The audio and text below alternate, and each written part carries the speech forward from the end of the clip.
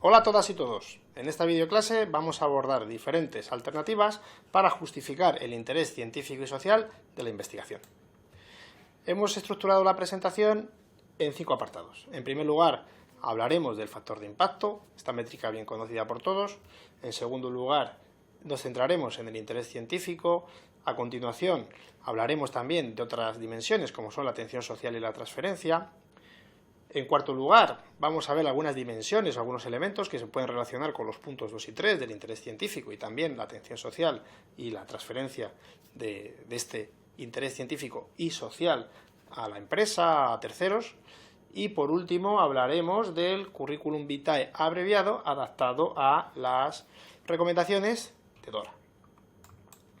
Vamos a abordar el primer elemento, que es el del factor de impacto. Bueno, pues el factor de impacto tiene sus orígenes, podemos decir, en los trabajos que fue elaborando John Garfield en la década de los 50, cuando ya publicó en Science un trabajo ya célebre, muy conocido, que se denominó, llevaba por título Citation Indices for Science, una nueva dimensión en documentación a través de la asociación de ideas. En ese trabajo, Garfield proponía la utilización de las citaciones, de los índices de citas, como un enfoque nuevo, novedoso, para analizar la producción científica.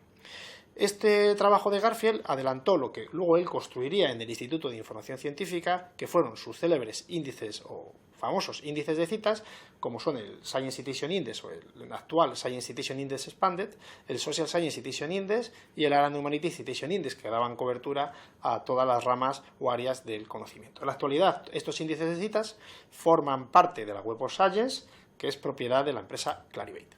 En el 63, 8 años después, John Garfield y un colaborador suyo, Irving Sher, acuñaron el término de factor de impacto. Este indicador, esta métrica, tenía como objetivo facilitar la comparación de revistas de un mismo campo científico, con independencia del tamaño de la revista, y facilitar aquella selección de revistas más citadas en las distintas áreas de conocimiento, tamaño entendiendo el número de artículos que publican estas revistas.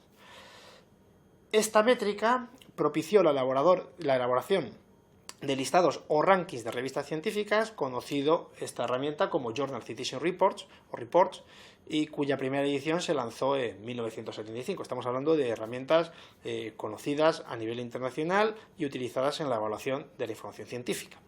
Los datos para calcular el factor de impacto se utilizaban del número de trabajos y de las citas recibidas por estos trabajos en un conjunto determinado de revistas que fue seleccionado por Garfield y que se conocen como revistas fuentes. Estos índices de citas tan famosos, el objetivo inicial que tuvieron fue el de proporcionar una herramienta de análisis a los bibliotecarios académicos para llevar a cabo esa necesaria selección de revistas científicas ante la imposibilidad de poder adquirir todo el elenco de revistas de las distintas titulaciones o materias que se abordan en una universidad a nivel de docencia e investigación, lógicamente. Entonces, esta herramienta, como bien explican aquí en esa cita del propio Garfield, indican que es una herramienta que ayuda a los bibliotecarios a realizar una tarea tan importante como es la suscripción de revistas, la selección de las revistas que se van a contratar. Garfield, para ello, para elaborar sus índices de citas y esta herramienta, el Journal Citation Report, se basó en un principio de indización selectiva que se aplica en la ley de Bradford y que, lógicamente, esta ley lo que indica es que, creada por Samuel Bradford, la producción de artículos científicos se distribuye de manera desigual o irregular en las revistas científicas, en el corpus de revistas, y se concentra una mayor producción de artículos en un núcleo o una población pequeña de revistas, que son aquellas que se consideran como revistas fuente, revistas nucleares o revistas principales, ¿no? Por estar agrupadas en un clúster principal, que son las que publican la mayor cantidad de trabajos sobre un tema.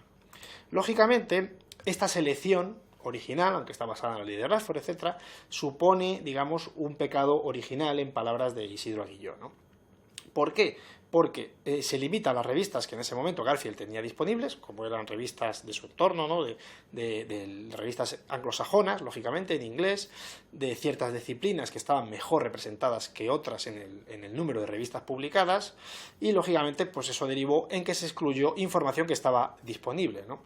Y luego, aparte, al hacer el cálculo del factor de impacto en la fórmula original, pues lógicamente hubo que hacer una limitación o acotar el periodo de análisis, esa limitación de la cobertura temporal, ¿no? En este caso se recogen citas de un año sobre artículos recibidos en 2 años. Es una ventana de producción y una ventana de citación reducida, ¿no? Lógicamente, pues si se hubiera ampliado ese periodo, pues se hubiera limitado en mayor medida el número de información que se pierde, ¿no? Que también está disponible, lógicamente. Entonces también es otra crítica de las que menciona Isidro Aguillo. Independientemente de todas estas críticas, es verdad que el factor de impacto ha sido una métrica que se ha utilizado tradicionalmente en la evaluación de la investigación en España, ya a nivel internacional también, y es un indicador a nivel de revista muy conocido y muy utilizado. Y es objeto de múltiples críticas, y hoy veremos alternativas para no utilizarlo en la evaluación de la investigación científica, en la evaluación de autores, como recomiendan a nivel internacional, por ejemplo, DORA, los manifiestos como COARA, Leiden, etc.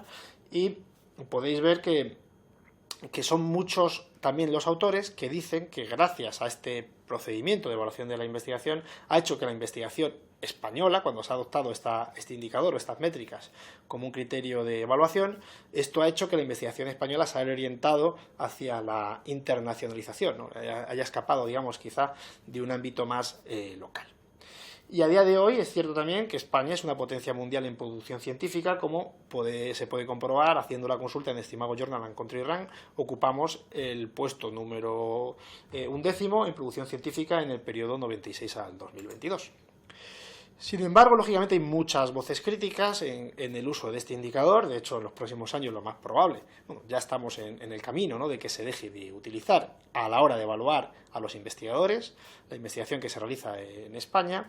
De hecho, ya la Agencia Estatal de Investigación solicita en los currículums vitae abreviados de los solicitantes que se adapten a los principios DORA, que abogan o defienden que no se utilicen métricas a nivel de revista, con buen criterio, para evaluar a investigadores. La ANECA recientemente además ha adherido a la Declaración de San Francisco Adora y a COARA, y con anterioridad también al manifiesto de Leiden.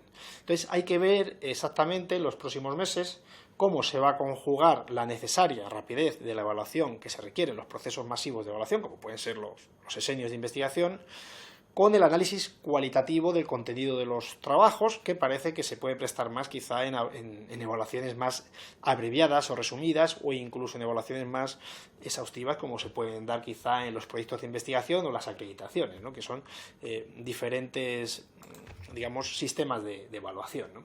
Hay que ver cómo se va conjugando y cómo se va plasmando todo esto en los criterios de evaluación que vayan emanando, pues, de la ANECA, sobre todo.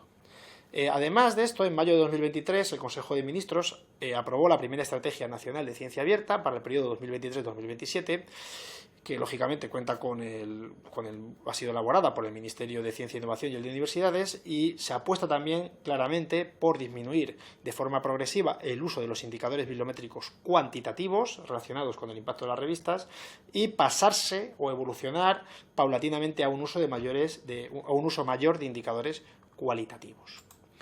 En la misma línea, como podéis ver, se posiciona el Real Decreto, que ahora mismo está en audiencia pública, por el que se regula la acreditación estatal y también los concursos, ¿no?, que se van a llevar a cabo en las universidades. Y este Real Decreto ya se está diciendo que, pues que se va también a evolucionar, ¿no?, o prevenir estos incentivos indeseados que se puedan derivar del mal uso de indicadores bibliométricos para evaluar a investigadores, ¿no?, y que dice que pueden conducir a la sobreproducción de investigación de bajo riesgo y a una uniformización del sistema. Y luego, más abajo, en ese mismo texto del Real Decreto, se apuesta claramente por la aplicación de métodos cualitativos apoyado por un uso responsable de indicadores cuantitativos. Pero esto, como os decía, hay que esperar a ver en qué se traduce en concreto en los criterios de evaluación que emanen de ANECA. En cuanto al interés científico, porque estamos hablando del factor de impacto como una métrica que vamos a dejar de utilizar en la evaluación de la investigación, pero tendremos que ver cómo podemos justificar ese interés científico, aparte también de la atención social y la transferencia, ¿no? Entonces, este interés científico se va a poder seguir evaluando por otra serie de alternativas, ¿no? Otra serie de ítems, ¿no? Uno de ellos podemos hablar que es el número de citas. El número de citas es un indicador también clásico. También está sujeto a crítica, lógicamente, pero también es un indicador que en cierto modo se puede manipular, ¿no?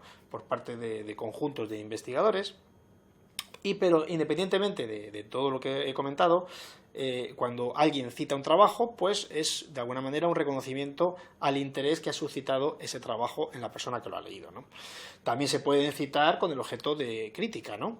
Eso también existe. No existe un consenso claro entre la comunidad de investigadores en cuál es el significado exacto de una cita, que se puede interpretar como un proxy de calidad, pero bueno, sin duda, de alguna manera, podría ser un indicador de visibilidad, eso seguro, ¿no? Alguien te ha visto y lo ha leído y te ha citado. Pero hay otras, digamos, teorías, otras posturas sobre cuál es el significado exacto de las citas. Las citas es verdad que se han utilizado extensamente, se siguen utilizando en todos los estudios bibliométricos y han dado lugar a indicadores muy conocidos como el factor de impacto a nivel de revista o el índice H a nivel de autor, que son indicadores que posiblemente veamos que no se utilizan más en la evaluación científica en el futuro. En la justificación del interés científico se pueden indicar las citas totales que tiene un trabajo, y ahí marco un ejemplo. La ilustración que viene lo que vais a ver a continuación en las siguientes diapositivas están ilustrados con relaciones tipo, que lógicamente cualquiera, vosotros los podéis adaptar a vuestros casos particulares, ¿no? Pues ahí podéis ver que las citas se pueden recoger en diferentes fuentes, ¿no? Como puede ser la Web of Science, como puede ser Scopus, Google Académico, entre otras, ¿no? Estas digamos que son las más habituales o las más comunes. En el caso de capítulos, libros y congresos, que son menos comunes esas tipologías documentales y la recogida de citas, también podemos ayudarnos de Google Books, ¿no? Que, bueno, pues también en algunas áreas, más de jurídicas, humanas, de esas ciencias, también se puede, lógicamente, indicar aquellas citas que conocemos a través de nuestras propias lecturas, ¿no? De citas que realmente no están recogidas en bases de datos, pero sí las hemos recogido nosotros en la lectura de esa documentación, si queremos, incluso de tipo analógico, ¿no? No fuentes digitales. Además, las citas también se pueden analizar de distintas formas. Podemos analizar las citas en función de quién nos está citando, de qué revista, ¿no? El autor donde trabaja, ¿no? Sería ideal que se pudiese ponderar la importancia de una cita en función de determinados criterios de la revista, si es de la misma especialidad, de los autores, de los centros donde trabajan esos autores, ¿no? Pues ese tipo de cuestiones vendrían muy bien, ¿no? Si eso en el futuro se pudiese desarrollar, ¿no? Para darle quizá una mayor validez, ¿no? a la cita en sí misma, o por lo menos ponderarla, ¿no? Conforme a algunos criterios. Pero vamos, se puede conocer, una vez que hacemos clic en la cita, pues podemos ver de dónde procede, quién lo ha hecho. Si es una persona muy relevante, lo conocemos, pues se puede indicar que ha sido una persona que ha recibido un premio, que está distinguida. También es verdad que van apareciendo distintas herramientas, algunas con inteligencia artificial, otras no, pero como por ejemplo tenéis aquí Scite, que puede resultar de utilidad para contextualizar si una cita tiene una orientación positiva, neutra o negativa en función de la interpretación que se hace del contexto donde se ha producido esa cita. Es verdad que esta herramienta pues también está sujeta pues ahora mismo a ciertas limitaciones, ¿no? Que pues tiene mayor cobertura de las ciencias de la salud que de otras áreas que están menos representadas.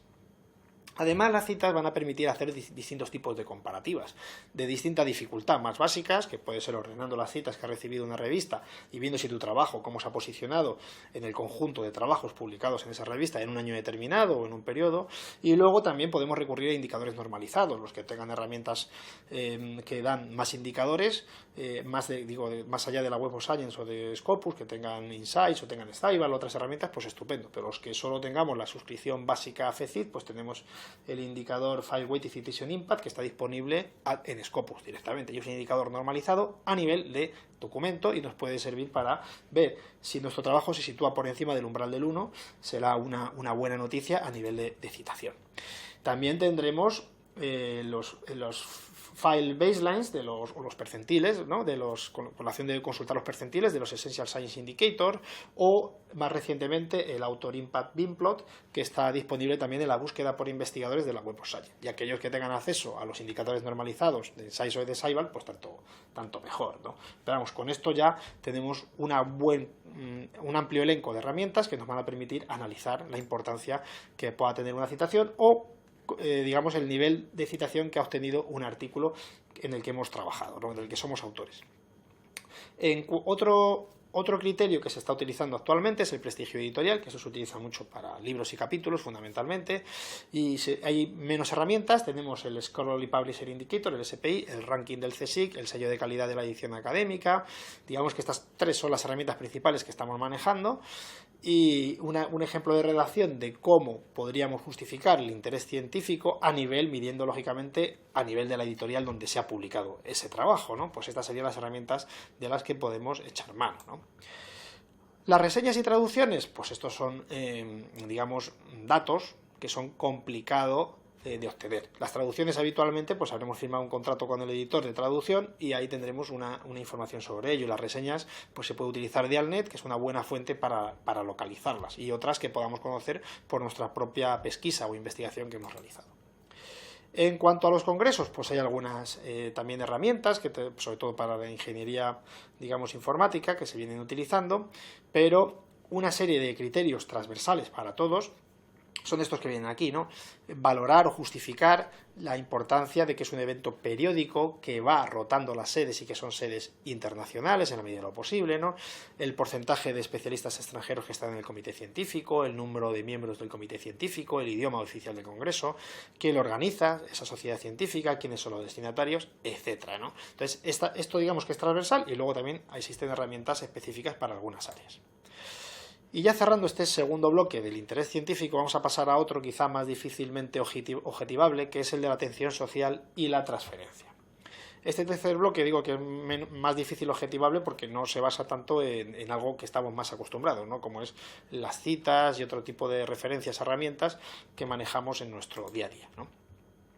Pero fijaros que he empezado la atención social y la transferencia también haciendo mención a las citas, pero estas citas, en este caso, se pueden valorar como una transferencia a la industria, ¿no? Que serían esas citas que se pueden hacer transferencia a la industria o al conjunto de la sociedad. En este caso, imaginamos que hemos recibido una cita a un trabajo de investigación nuestro en un documento de políticas, estos policy documents que podemos encontrar en herramientas como Dimensions y en Scopus, ¿no? En las métricas alternativas que están disponibles en la herramienta Plan X, que está disponible en Scopus, y en Dimensions, que tiene asociado al metrics.com, pues podemos ver si un documento nuestro, un artículo, ha sido citado, por ejemplo, por la ONU, por la UNESCO, por el Banco Central Europeo, por el Banco de España.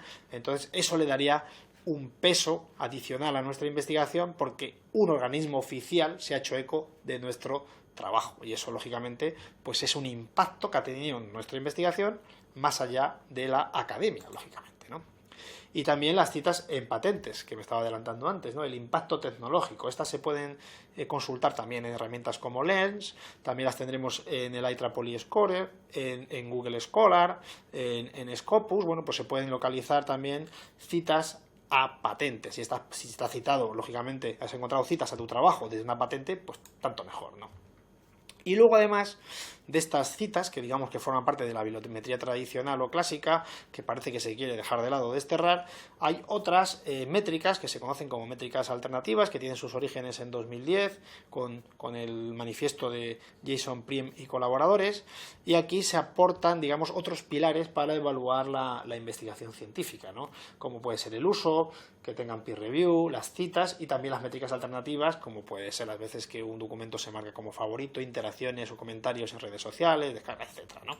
Pues todo ese tipo de cuestiones que las veis ahí en los 4 pilares, pues dan lugar a una serie de nuevas métricas que tienen la ventaja de que se pueden, digamos, rastrear de manera mucho más rápida. No hay que esperar tanto a que un trabajo sea citado, sino que esto se produce, digamos, al día siguiente de que un trabajo vea la luz, ya se puede estar moviendo en redes, ¿no?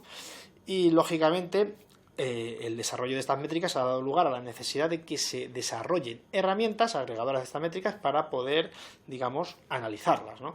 Y entre los más comunes son almetrics.com, que se puede consultar de momento de manera gratuita en Dimensions, o PlanX, que está disponible, como no, en Scopus, que ya lo he mencionado antes. También hay otras, ¿no? Como Our Research.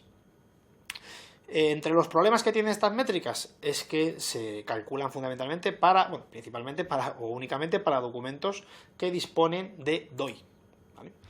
También podemos justificar la atención social y, digamos, y la transferencia de nuestro trabajo a través de las menciones que podemos encontrar en medios de comunicación, que también las tenemos en algunas herramientas, como he mencionado aquí, como Dimensions, y también, lógicamente, podemos buscar incluso en Google, ¿no? En la pestaña de noticias, y ver si nuestro trabajo ha sido, o la presentación que hicimos de nuestro libro, que ha sido objeto de noticias en prensa, ¿no? Entonces, lógicamente, ya, si hemos colaborado, nos han hecho una nota de prensa en nuestra universidad, y aparte nos han hecho eco de ella misma en la agencia SING o en The Conversation, pues tanto mejor, ¿no? Todos estos son evidencias que vamos agrupando para luego poder justificar ese impacto o atención social o el impacto de la transferencia que ha podido tener nuestra investigación.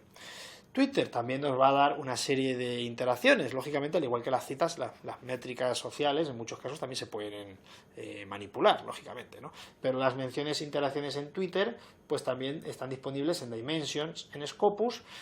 Nos va a dar nuestro trabajo, si se ha compartido, dónde, los perfiles que lo han compartido, e incluso te da luego un indicador de conjunto, ¿no? Por ejemplo, en Dimensions lo vais a encontrar, ¿no? Un indicador de conjunto para todo el impacto que ha tenido ese trabajo, que es lo que os contaba aquí, ¿no? El interés social se puede medir en su conjunto con una Almetric Attention Scoring Contest, que está disponible en Dimensions, en la pestaña de resumen, y te lo contextualiza, ¿no? Te dice cuál ha sido, digamos, el interés en un número, pero que ese número te lo contextualiza en un percentil de todos los documentos analizados en esa base de datos y, por ejemplo, en el conjunto de trabajos publicados en determinada revista, ¿no? Cuál ha sido el interés social que ha despertado esa investigación, medida por esas métricas, como hemos dicho, alternativas. También se pueden analizar visualizaciones, descargas, si el trabajo está publicado en acceso abierto, si también hemos publicado los datos en acceso abierto. Son cuestiones que también hay que hacer notar y hay que evidenciar a la hora de justificar cuál ha sido el alcance social o la transferencia que hemos hecho de nuestro trabajo. En caso de libros y capítulos, si no tenemos muchas métricas, también podemos decir si está presente en los catálogos de muchas bibliotecas. Lógicamente, pues eso es algo interesante. Se puede consultar, por ejemplo, WordCat, que es un catálogo el más exhaustivo quizá que existe, también el de Revion, etcétera, ¿no? Para ver si nuestro libro está presente en bibliotecas internacionales, que sería lo deseable. Y ahora, ya entrando en el cuarto punto de la exposición del bloque, vamos a hablar de los elementos relacionados con los puntos 2 y 3, quiere decir con la investigación y también con la justificación de del impacto científico y de la justificación de la atención social y de la transferencia, hablando de una serie de elementos que están relacionados con los puntos 2 y 3 y que también podamos ir incluyendo en nuestro hilo argumental, en la narración que hagamos y en la exposición que hagamos de nuestro currículum, abreviado o extenso, como nos vayan pidiendo, para justificar nuestro trabajo de cara a distintas convocatorias, como puede ser de investigación o de transferencia. Entonces, ¿qué podemos aducir o alegar adicional a lo que ya hemos comentado? Pues podemos justificar si nuestro trabajo se vincula con los pilares de los programas marco europeo, como Horizon Europe u otros, con las líneas estratégicas del PICTI, del Plan de Investigación Científica, Técnica y de Innovación, etcétera, ¿no? Si damos en nuestra investigación respuesta a estos retos planteados por determinados organismos nacionales o internacionales, pues tanto mejor, ¿no? Y eso se puede justificar con lo que veis en pantalla, ¿no? Si estamos vinculados a una prioridad temática, pues se dice. Si también tenemos una vinculación con los objetivos de desarrollo sostenible, uno o varios, pues también, si nuestra investigación quiere dar respuesta a esos objetivos de desarrollo sostenible, pues también se puede indicar, ¿no?, qué objetivo es el que nuestra investigación está dando respuesta. Cómo no, también nos podemos centrar en los derechos humanos, derechos fundamentales, valores democráticos, y otros objetivos de desarrollo sostenible que se puedan considerar de interés: género, salud, clima, educación, innovación. Pues todos ellos irán conformando nuestro relato, nuestra presentación de evidencias, ¿no? Y todas estas cuestiones que nos pueden pasar, podemos pasarlas por alto, ¿no? Pues van apareciendo ya, si os vais fijando en la normativa, van apareciendo en la LOSU, en el Real Decreto de Acreditación del Profesorado, en la Estrategia Nacional de Ciencia Abierta, pues son cuestiones que hay que ir digamos, enlazando, hay que ir integrando dentro de nuestro discurso y plantearnos también, cuando hagamos nuestra investigación, plantearnos estas cuestiones con antelación para poder dar respuesta, ¿no?, a ellas cuando tengamos que justificarlo. La perspectiva de género, pues lógicamente si hemos tomado medidas en nuestra investigación para asegurar la igualdad de género durante la planificación de esa investigación, la investigación propiamente dicha, la difusión de los trabajos, también si existe paridad en el equipo de investigación, siempre que sea posible, pues también se podría indicar, ¿no? Se pueden incluir desde las teorías, la participación de colectivos, el dar respuestas a colectivos de personas que están en una situación de riesgo o de vulnerabilidad. Un colectivo vulnerable, si está formado por mujeres, pues también, todo ese tipo de cuestiones hay que irlas incluyendo en el discurso. Y relacionado con lo anterior, si queréis, o bueno, aunque todo está, digamos, vinculado, tenemos también la inclusión social, ¿no?, que es aquellas medidas que se aseguran, se toman a la hora de diseñar la investigación para asegurar la diversidad, la inclusión social, etcétera, ¿no? Pues en este caso, si te diriges a un colectivo determinado, pretendes dar respuesta a un colectivo que sufre algún tipo de diversidad funcional, o si se colabora con instituciones del sur global, este tipo de cuestiones, medidas de accesibilidad que has hecho para tus contenidos, para tus materiales, etc. Todo ese tipo de cuestiones hay que plasmarlas, hay que detallarlas, ¿no? Lo mismo con la sostenibilidad, ¿no? Si en la relación de la investigación se han tenido en cuenta, incluso en la comunicación que se ha llevado a cabo, los desplazamientos, todos se han tenido en cuenta estas cuestiones de sostenibilidad, pues hay que mencionarlo, ¿no? También relacionado con la reutilización de esa información, incluso de los datos, todo ese tipo de cuestiones, ya enlazando con que si se ha hecho un plan de gestión de datos, un depósito de los datos, ¿no? Si se ha llevado a cabo esto, si se ha elaborado como adjunto a esa investigación, pues hay que mencionarlo, ¿no?, asegurándose el cumplimiento de los principios FAIR, de estos datos, dónde se han depositado, en qué repositorio de datos, etcétera, la investigación. Pues todo este tipo de cuestiones, que la herramienta puede ser PDB Online o Argos, ¿no?, que ahora es la nueva, pero vamos, da igual si se ha utilizado otra herramienta distinta, pues se menciona, ¿no?, qué plan se ha seguido, para digamos, poner esos datos en abierto, accesibles, tan abiertos como sea posible y tan cerrados como sea necesario. Otras cuestiones que se pueden y que están relacionados con los puntos 2 y 3 que hemos visto serían la de la divulgación científica e impacto en medios. Todas las publicaciones divulgativas que hemos podido llevar a cabo, libros, capítulos, colaboración en medios, si somos colaboradores habituales de radio, prensa, lógicamente cuanto mayor sea el nivel de la audiencia, mejor. Si es una audiencia nacional o internacional, pues mejor que sea prensa local, ¿no? Pero independientemente, todo lo que se haga, y que está también muy especificado en la guía que hace la CRUE, ¿no?, sobre la divulgación de la ciencia, pues hay que irlo evidenciando, hay que ir justificando, hay que ir, haciendo acopio, ¿no?, de estas evidencias, que son de muy diverso tipo, como podemos ver. Pueden ser grabaciones, pueden ser cartas de apoyo, pueden ser noticias en prensa. Pueden ser de muy distinto tipo las evidencias, que nos van a ayudar a justificar esa atención social y esa transferencia, ¿no? Encontramos todo ese tipo de cuestiones, métricas alternativas, publicaciones que hayamos hecho, etc., ¿no? Y otras cuestiones que se puedan mencionar, como la integridad científica, si se cumple el código ético o deontológico de un organismo o institución, si estamos, lógicamente, la investigación realizada se ha vinculado a proyectos, artículo 60 de la LOSU, si está vinculada con estancias, con direcciones de tesis, con formación de investigadores, organización de eventos, con cualquier cosa que podamos justificar adicional, pues no dejarla en el tintero y agruparla al conjunto de evidencias, al conjunto de indicios de calidad, si queréis, de esa publicación, para luego justificarla y que obtenga la evaluación positiva en los criterios que vengan en el futuro, ¿no? En cuanto al currículum vitae abreviado adaptado a DORA, pues en estos currículums que se nos van a pedir en el futuro, ¿no?, o ya, al día de hoy, pues lógicamente, si queremos hacer un currículum que se adapte a estos principios o recomendaciones de DORA, pues no habría que hacer mención a métricas a nivel de revista, como el factor de impacto, ya que están completamente, digamos, desdeñadas, ¿no?, en esos documentos. Sí se podrían incluir enlaces a perfiles, ¿no?, a perfiles como el de Google Académico, que es más interdisciplinar, al del portal científico, si se quiere, de las universidades, etcétera.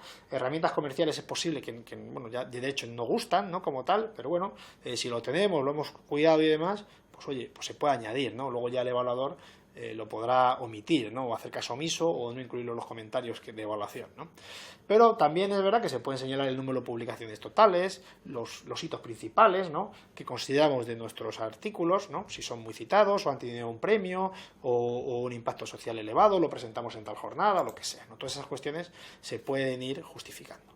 Se pueden dar las citas, pues oye, es una métrica que también hay que ver cómo queda luego ya cuando aparezcan los criterios definitivos, pero es una métrica que actualmente se podría dar, ¿no? Otra cosa es que el evaluador no las tenga en cuenta, no haga caso omiso, pero tú al presentar el currículum las podrías dar, ¿no? Número de citas totales, si no incluye citas, artículos citantes, el índice H, que sería una también que quedaría muy cuestionada, ¿no?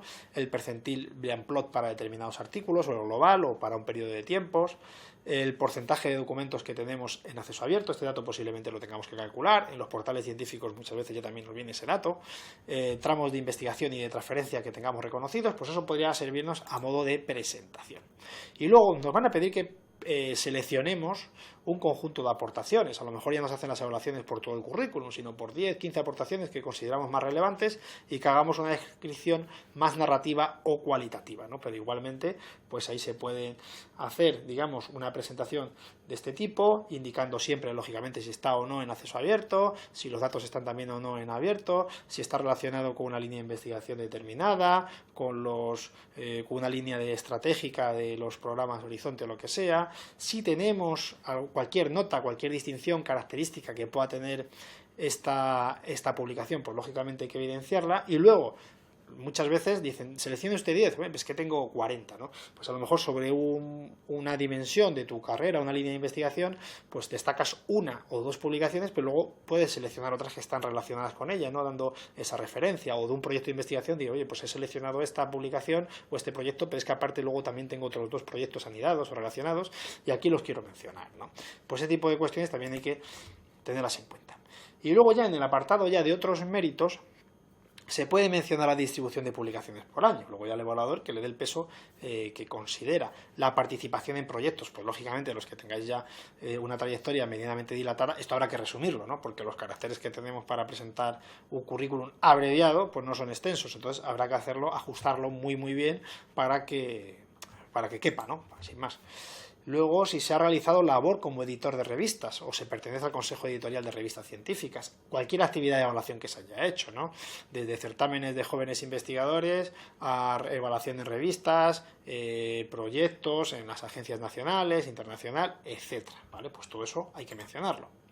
Si se pertenece a grupos de investigación, pues lógicamente también habrá que, en muchos casos, resumirlo, ¿no? Si son muchos, ¿no? La actividad de formación de investigadores, pues eso está muy bien. Esto sí que habría que darle realce, peso, sobre todo si has dirigido a personas de fuera, ¿no? Internacionales, pues también habría que mencionarlo, ¿no? Actividades de gestión, pues habrá que abreviarlo, pero también habría que incluirlo. Si se han elaborado cualquier actividad de informe científico-técnico, que esto a veces se pasa por alto, pero puede ser de interés o es de interés, ¿no? En el caso del apartado de transferencia. Como no, las patentes, modelo de utilidad y otra serie de aportaciones, ¿no? Artículos 83 que se hayan llevado a cabo, que también habrá que resumirlo. Y cualquier otra actividad que pueda estar relacionado con acercar la ciencia a la ciudadanía, software libre, recursos educativos en abierto, plataformas, aplicaciones, webs, organización de congresos, eventos, etcétera. Todo ese tipo de cuestiones también hay que incluirlo, ¿no?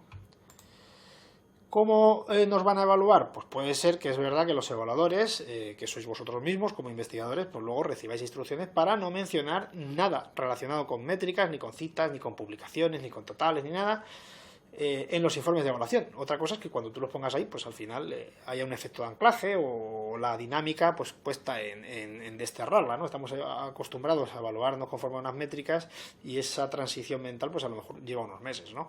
En cualquier caso, aunque nos evalúen con criterios cualitativos, pues ya hemos visto que hay que focalizarse en mencionar la relevancia, la contribución al área, la novedad de la aportación, ¿no? Si hemos obtenido financiación, cuál ha sido tu papel, lógicamente, si es una posición de liderazgo, pues tanto más necesario justificarla cuando te vas a, por ejemplo, acreditar a la figura de catedrático de universidad, catedrático o catedrática, si hemos trabajado en colaboración internacional, en nuestros papers, en los proyectos, en los proyectos de innovación que llevamos a cabo, si hemos realizado actividades de divulgación, si trabajamos de manera multidisciplinar, si también nos hemos preocupado en algunas áreas que es necesario, sobre algunas áreas humanas y demás, en tener un impacto local, ¿no?, en nuestra comunidad.